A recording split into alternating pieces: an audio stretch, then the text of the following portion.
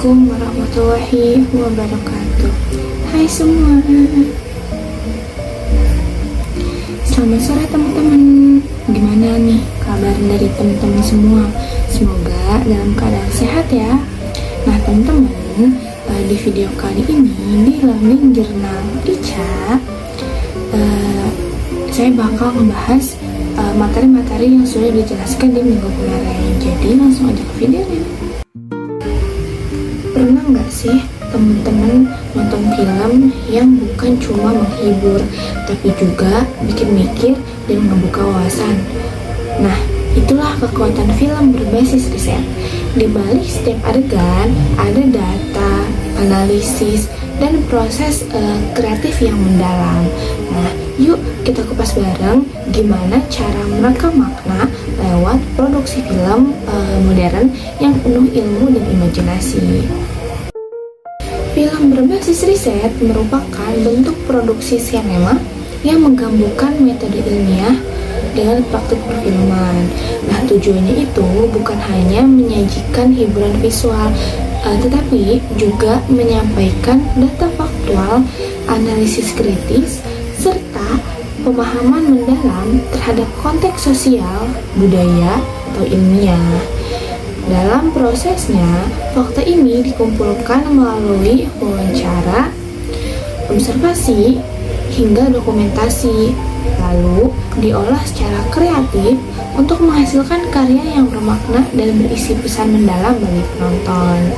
Nah, dalam penulisan naskah film, format yang rapi dan profesional itu sangat penting. Nah, pengaturan margin digunakan untuk menjaga kerapian dan keterbacaan dokumen. Jenis huruf yang dipakai juga ini berjenis Kaurir 12 PT karena ini tuh konsisten dan mudah dibaca. Nah, standar umumnya itu 1 halaman. Naskah ini tuh mewakili seluruh durasi film.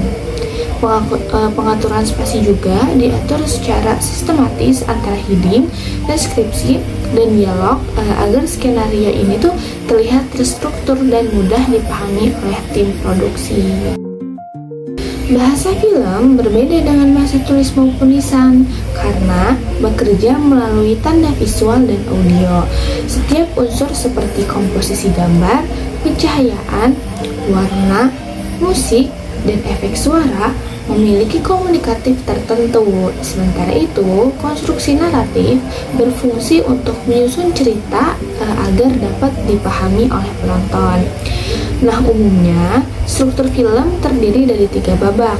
Yang pertama, pengenalan, yang kedua, konflik, yang ketiga, penyelesaian. Namun, beberapa film modern juga menggunakan alur non-linear seperti flashback atau cerita paralel gitu. Nah, logika bahasa dan konstruksi naratif memiliki hubungan yang sangat erat. Narasi menentukan isi cerita, sedangkan logika bahasa menentukan bagaimana cerita tersebut divisualisasikan dan disuarakan. Rasionalisasi data menjadi landasan penting dalam pembuatan film, baik fiksi maupun non-fiksi. Hal ini digunakan sebagai dasar dalam pengambilan keputusan kreatif dan teknis. Dalam penulisan naskah, data membantu memperkuat cerita agar logis dan faktual. Dalam proses produksi, data membantu menciptakan adegan yang realistis. Rasionalisasi data juga berfungsi sebagai landasan estetika dan etika agar film tidak hanya indah secara visual, tetapi juga memiliki kebenaran dan tanggung jawab moral. Dengan demikian, rasionalisasi data dapat meningkatkan kredibilitas dan profesionalitas sebuah karya film. Selain itu, wawancara menjadi salah satu sumber primer penting dalam produksi film berbasis riset. Nah, melalui wawancara, pembuatan film bisa memperoleh pandangan, informasi, dan pengalaman langsung dari narasumber yang relevan. Proses wawancara dilakukan dalam beberapa tahap. Yang pertama, prawawancara untuk perencanaan dan persiapan. Selanjutnya, pelaksanaan wawancara secara langsung, dan pasca wawancara, yaitu untuk analisis dan interpretasi, serta tahap integrasi data ke dalam proses produksi film. Selain wawancara, studi pustaka juga menjadi landasan teoritis dalam produksi film. Kenapa begitu? Karena studi pustaka dilakukan dengan membaca, mencatat, dan menganalisis berbagai literatur seperti buku, jurnal, dan artikel. Tujuannya untuk membangun dasar konseptual. Perannya ini meliputi pengembangan ide dan tema, pembentukan kerangka teoritis, pengumpulan data sekunder, memastikan validitas riset, hingga membantu proses pra-produksi dan pasca produksi. Selanjutnya ada tahapan studi pustaka meliputi yang pertama ada literatur, yang kedua pembacaan kritis, yang ketiga sintesis hasil bacaan, yang keempat penyesuaian konsep dengan kebutuhan film, serta dokumentasi hasil riset. Visualisasi data dalam produksi film berfungsi untuk menyampaikan informasi kompleks secara menarik dan mudah dipahami. Teknik ini memanfaatkan elemen sinematik seperti pencahayaan, komposisi, sinematografi untuk menampilkan data ilmiah dengan cara yang lebih estetis. Dalam konteks film berbasis riset ini, visualisasi data membantu memperkuat narasi, meningkatkan keterlibatan penonton, serta mempermudah pemahaman terhadap pesan film.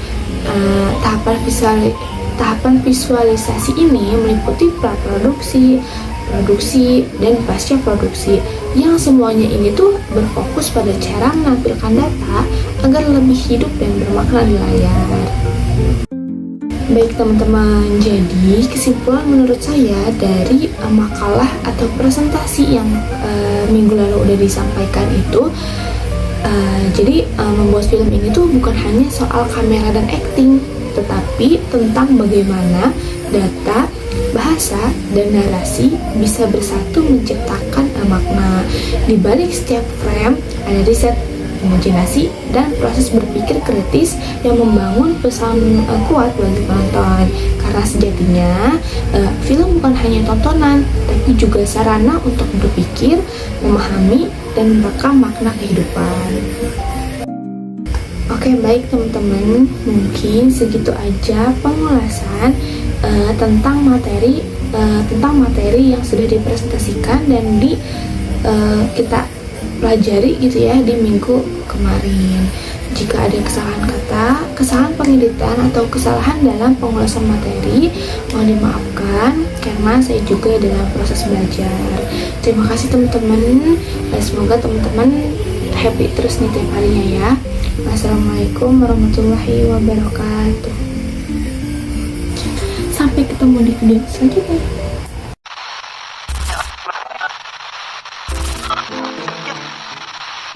Paul makes this short film, parodying an event that has already become